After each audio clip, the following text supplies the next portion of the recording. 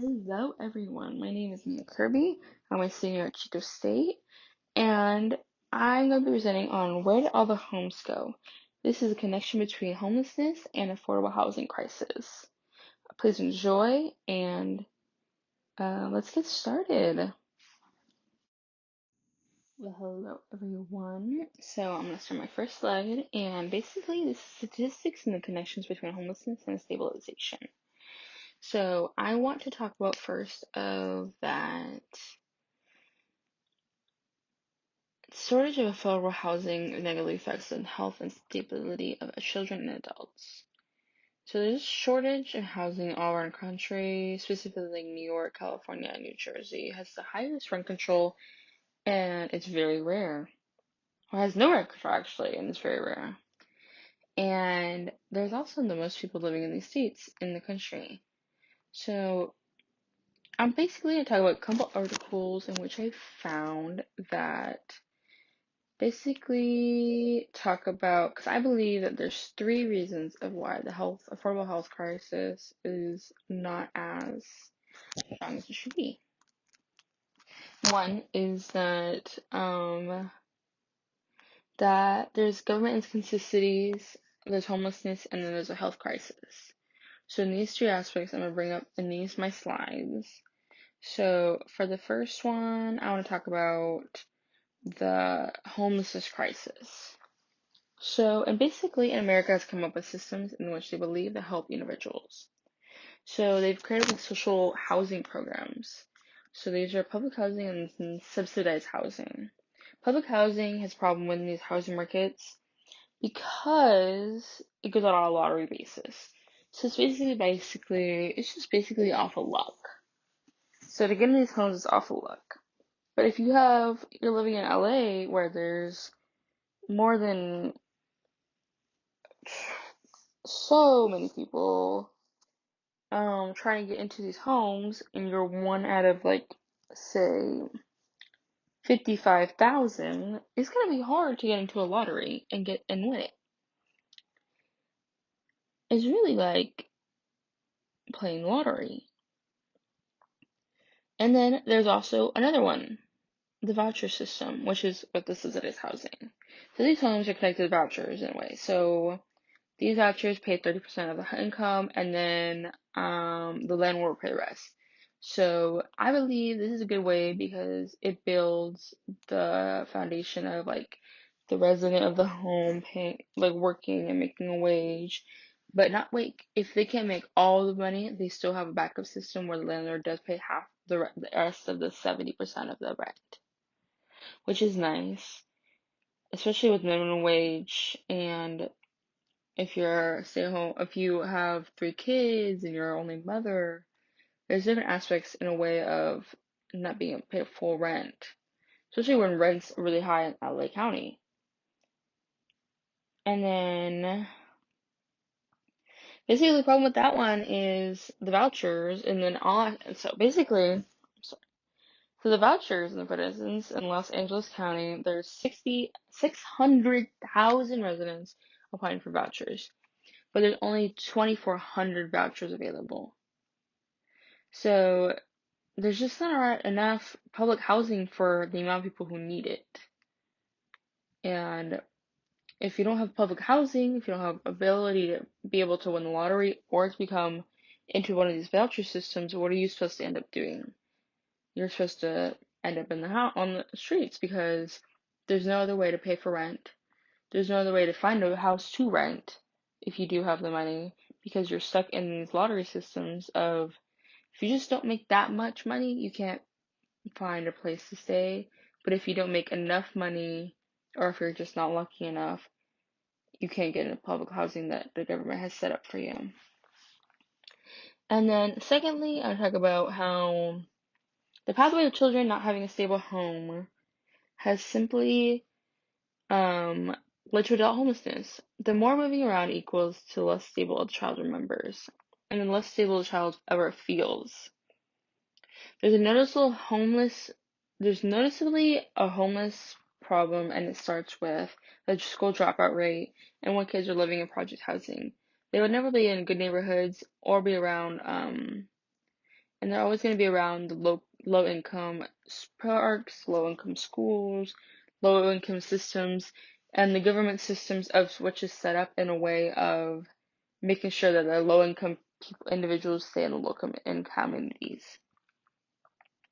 The article I found, this one's called Direct and Indirect Pathways Between Childhood Instability and Adult Homelessness by Cohen and Jones, and it's written in 2021. And basically, they just talked about how they made a connection. They didn't make a connection, I'm sorry. They did a article in which followed a group of people for 6 months in a year, and these individuals had to have valid mailing address, which is so important because you can't even get a job if you have a valid mailing address. So if you have mailing address to which they can get a hold of you, that's one of the most important parts. They found that running away and instability and youth homelessness, the connection of what were made in the way of not having a stable home or of a young child. So basically, if you don't have a stable home, and the connections of that lead to always never being stable. Point blank. Like, and that's clear to see, and especially in my sociology brain, like, I see it like, if you're always used to moving around, you're never going to be comfortable coming to college and staying here for 4 years and focusing on one thing. You're always going to have to be looking for something new, always looking for something else. Unless you, like, get out of that, or unless you, like, really fight the urge to break the instability of your life. And then lastly, I'm talking about the unfulfilled obligations in America. So I got this article, this topic basically, from America's Affordable Housing Crisis, a Contract Unfulfilled. And it's by Freeman, and it's the American Journal of Public Health. So basically, there's implicit and explicit social contract that America follows for providing housing for entire populations. So the unfulfilled obligation is basically giving Americans affordable and adequate housing. And this leads to the health crisis and topic I was bringing up, because in which the units which residents are living in physically problems like plumbing, heating, electrical systems, and maintenance. Those problems can lead to residents having lead paint poisoning, exposure to pathogens stemming from pests. It affects all domains of life. It affects your heart, it affects your lungs, affects your brain. So if your whole body's not working fully, how are you supposed to go out and get a job and do that 100% if your body's not 100%? So basically, if you have a nice warm bed, but your house is falling apart and your house is leaking like poison in the air, it's gonna lead to you not being okay, which leads to having to go to the doctors. But if I'm already on a voucher program, how am I gonna have a medical insurance? And if my house is leaking poison and I need to go to the doctors, that's another bill that just racks up on top of it, which leads to having to pay that and not having time to pay for your rent, which leads to homelessness. So everything leads into one connection, one linear line into why we're all in the same place and why we need to make sure the affordable housing crisis needs to be fixed. And that's one of our number one issues in the world right now. So in the next slides, I'm talking about the government's help, and then an interview I had with a student at Chico State about her own connection of affordable housing crisis. Please enjoy. Hello everyone. So this slide is going to be about the government's help. We'll talk about several bills in which the Senate House have voted on, and in which they believe that they would have led to a better decision. So the first bill I'll talk about is Assembly Bill 16. This focuses on COVID-19, tenants, small landlord, and affordable housing providers. This one bill I selected because it fits today's COVID-19. And you know, COVID-19 has definitely affected housing crisis in many ways, as evictions and a stopping of work, not being able to pay rent.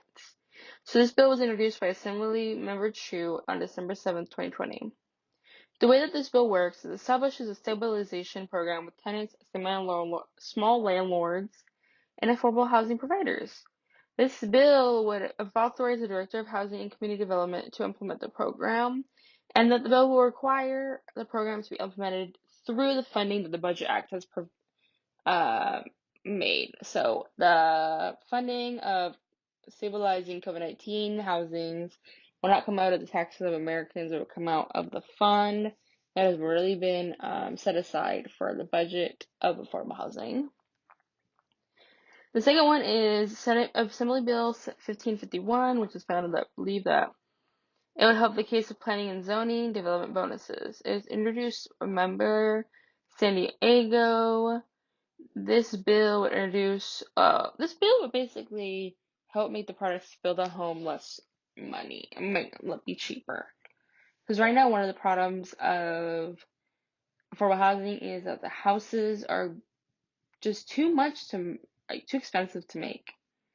And it falls up on the construction company or the homeowner to pay the money of how much it is to ship lumber and steel from other countries.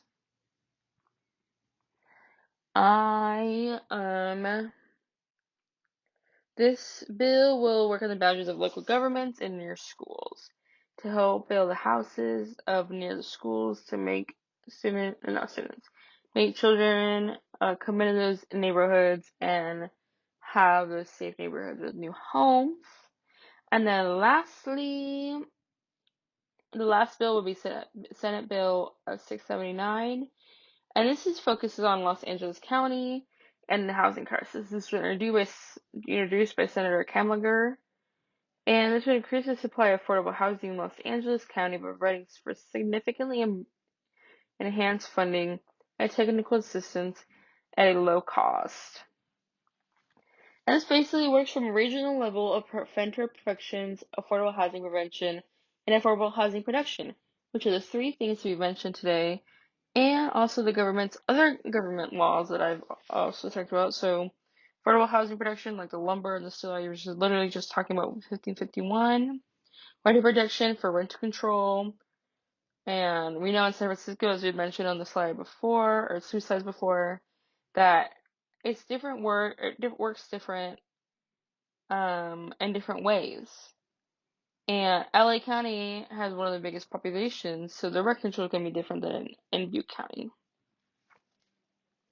And the affordable housing preservation. So, as I said before, if your house is not safe and if there's poison leaking in your house, it's going to affect you and your brain and your heart and your children, and that will make you go to the hospital. And if you're already struggling with affordable housing, you're definitely struggling with medical insurance. So both of those together, our government needs to focus on. And I'm happy that Los Angeles County looks at those both perspectives of health and housing together. And this is basically the effects of the government that I've seen. I'm not really sure what new they're creating, especially with COVID-19 and coming back to normal. But I like the fact of bringing LA County into it because LA County is a big county, and different counties cannot compare to like this like county of like Butte County because there's just way more people, and they're trying to think about way less people in Butte than there are in LA or San Francisco County. So this is what the bills and laws I found, and thank you. Hello. So this slide, I'm going to talk about my interview with a student on campus. So I interviewed a student, let's call her Sandra, and I asked her about her experience with affordable housing. In the sense of, I focused on me and her talked about how she experienced it as a young girl, and she remembers from the ages of 6 to 14 that her and her household shared a room with her siblings, and she also experienced different like moving around, living in apartments, things of not really having a stable home. But she also mentioned the sense of that maybe she never knew the whole story of what happened and why she was always moving, or she had to share a room with her siblings because of her parents' relationship with her, and how in her Hispanic culture it's not really casual for her parents to like talk to the children about those situations. But she does remember as being a little girl going through those um, difficult challenges as being a child with home insecurity.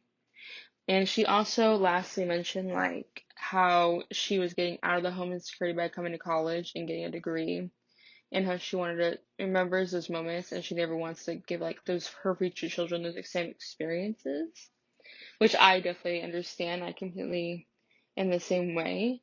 And this was my interview with Sandra at Chico State. All right, everyone. Well, we're finally at the end where I'm going to talk about what everything I wish we could see a change in after looking at all the things I've just mentioned. So first one I want to look at is looking at the health crisis. So I believe that if we look at like how we are like health and safety codes are being checked on in the homes, because as we saw in the one article about how that if the home is not up to date, it can lead to other effects like mental health, and it can also lead to sickness. And if I don't have enough money to go uh, to have rent, I probably don't have enough money to have medical insurance. So if the place I'm staying in is not up to date on the safety codes, it's going to affect both me, my health, and me and my safety at home, which are both are beneficial needs that everyone needs to have provided in and have. And then secondly is different ways of implementing the project housing. So we looked at two different ways of like chips or the vouchers, and how there's only like there's 55 vouchers to 300 individuals who need a home.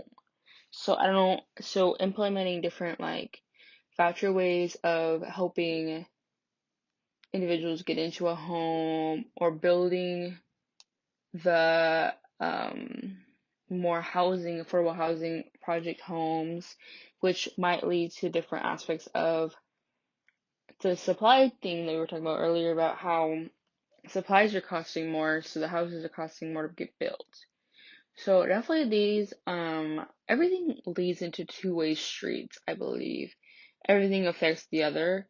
So if we have people going to check houses, or making sure that these affordable housing and the renters are and their landlords are checking up on the homes more often than they are now, it could lead to more people getting paid by the health and safety code offices, or landlords getting more coming in the home more, and they might need to up the rent because they're doing more in their aspect. So definitely it's hard, especially me as being an individual. I see it in the sociology brain of just simply like, I see this right here, like, I know why this happens. But in the government's mind, they're looking at not just like one group of individuals, they have to think about the whole entire country and the aspects of what's going to help who, and that idea of like capitalism or idea of landlords and the residents and their relationships, and also the relationships between constructors and the homeowners. Which brings me into the laws of each individual county and state. Simply that I believe that different counties need different laws, and that if I'm living in Butte County, my rent's not going to cost the same if it is in San Francisco County. But San Francisco County has way more people than Butte County, in a sense of they have to look at different things. So California can't just be like one rent control for one person. Rent control and laws need to be dealt out in different ways. and in different places. So they always, everything that I've had on this list actually has intertwined with each other. So I really wish that we can make extra efforts in some different types, ideas of going and incentives of housing costs of homes being cheaper. And if they do make the homes cheaper, the project housing, the vouchers, we have more public housing. So I just definitely want to look at the big pictures of all of these aspects: health risks, government assistance, and the homelessness. Because homelessness, if we have an affordable housing crisis, there's going to be homelessness. If we're not doing enough to fix the horrible crisis, there's still going to be homelessness until the extent of building more vouchers, building more homes, making things cheaper. And also, homelessness doesn't like really stick into the aspect of having a home. It also looks in different effects of mental health. And if the individuals who are all homeless and having mental health crises are getting not the right treatment because of health risks and not going to the doctors because they don't have medical insurance, it still all leads into the same direction and intertwines and leads to one road to the next road. And so simply, I believe that it's just looking at this big picture must start with the smaller picture of the laws changing the ways the public homes or the people or whoever see them make sure they are up to code. Because it's simply, in my mind, a way I think of it, if we start there, it could lead to higher things than just changing the horrible housing crisis, because it's not going to be changed in one day. Alright, and then next slide is my references, and I hope you enjoyed watching. Thanks! Alright, everyone, this is the last one. And here's all my references I used to figure out my slideshow. I hope you all enjoyed, and if you have any questions, please feel free to email me or let me know how y'all liked it. I really enjoyed this project, so I'm glad I was a part of it, and I'm glad I did it and chose this topic. Well, thank you all again for watching, and I hope you all have a great rest of your day.